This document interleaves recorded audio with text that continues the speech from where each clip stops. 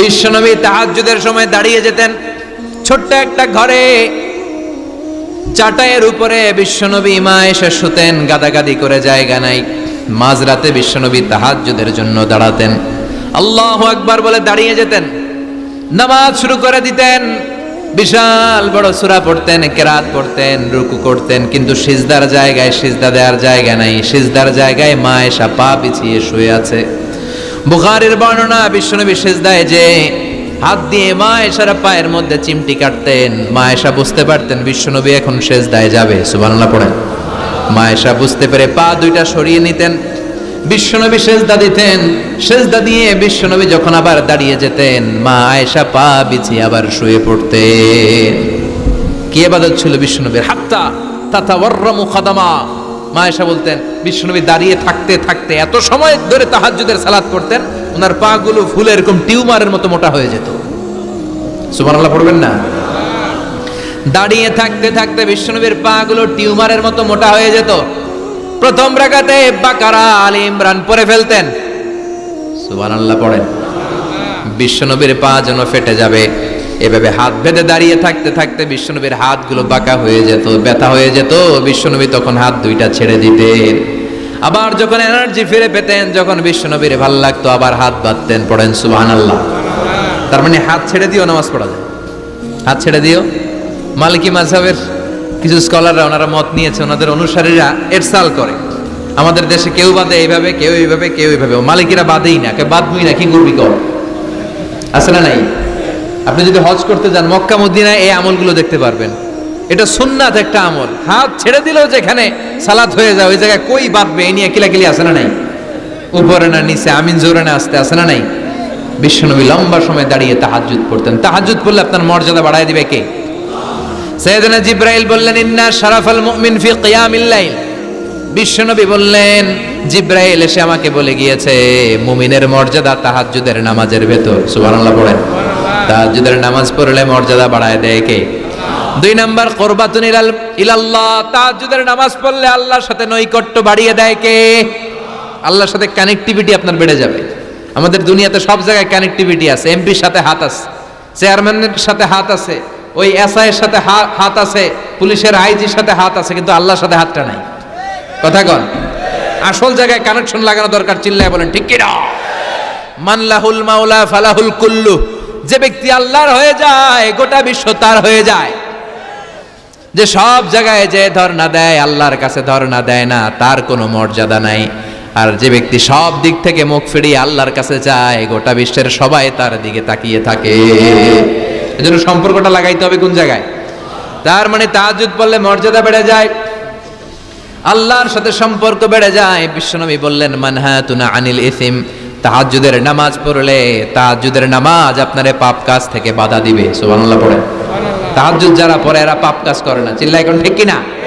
4 নম্বরে মুকাফফিরাতুন লিসাইয়্যাত। পাপ আর অন্যায় যদি কিছু হয়েও থাকে, তাহাজ্জুদের নামাজ পড়লে তাহাজ্জুদের নামাজ পাপগুলোরে ধুয়ে মুছে সাফ করে দেয়। এজন্য তাহাজ্জুদ পড়ার দরকার আছে না নাই? ঘুমের আরবিতে কিছু নাম আছে। ঘুমের একটা নাম হচ্ছে আন-নুআস। নুআস মানে ড্রোজিনেস। বাসে বসে আছেন, বাসও ঝুলে আপনিও ঝুলতেছেন, এরকম হয় না? ঝিমুনি, এটার বলে নুআস। আরেকটা হচ্ছে সামান্য হালকা লাইট স্লিপ, সামান্য ঘুম, এটার বলে পাওয়ার ন্যাপ। হালকা হালকা ঘুম, ঘুমও আসছে, আবার কে যেন কথা বলে ওইটাও শোনা যায়, এরকম ঘুম আছে না নাই? এটার বলে সিনা। আরবিতে এটার কি কয়? সিনা। আরেকটা হচ্ছে ভালো ঘুম, এটার বলে নাউম। এটার কি বলে? তাহলে পাইলাম নুআস, সিনা, নাউম। আরেকটা হচ্ছে জন্মের ঘুম। কিরকম ঘুম? এমন ঘুম যেই ঘুমে ডাকলেও মানুষ ওঠে না, যেটা শেষ রাতে আমাদের যেই ঘুমটা হয়, রাত 3টা-4টার দিকে কম্বল টেনে টেনে আরেকটু ঘুমাইতে মনে চায়, এরকম একটা ঘুম আছে না নাই? এই ঘুমটাকে আরবিতে বলে হুজুদ। কি বলে? সবাই বলেন। এই হুজুদের ঘুমকে স্যাক্রিফাইস করে ওই টাইমে যে সালাতটা পড়া হয়, ওই সালাতকে আরবিতে বলে সলাতুল হুজুদ বা সলাতুত তাহাজ্জুদ। সুবহানাল্লাহ পড়বেন না? এজন্য রাব্বুল আলামিন বলেন, ওয়া মিনাল লাইলি ফাতাহাজ্জাদ বিহি নাফিলাতান লাকা আসা আন ইয়াবআসাকা রাব্বুকা মাকামাম মাহমুদা। ও নবী, রাত্রিবেলা দাঁড়িয়ে আপনি তাহাজ্জুদের নামাজ পড়েন, আশা করা যায় বিশাল সম্মানিত মহিমান্বিত জায়গায় আল্লাহ আপনারে বসায় দিবে গো নবী। ঠিক কি না? তাহাজ্জুদের সালাত পড়লে মর্যাদা বাড়ায় দেয় কে? মুমিনের বৈশিষ্ট্য, তারা রাত্রিবেলা তাহাজ্জুদের সালাত পড়ে।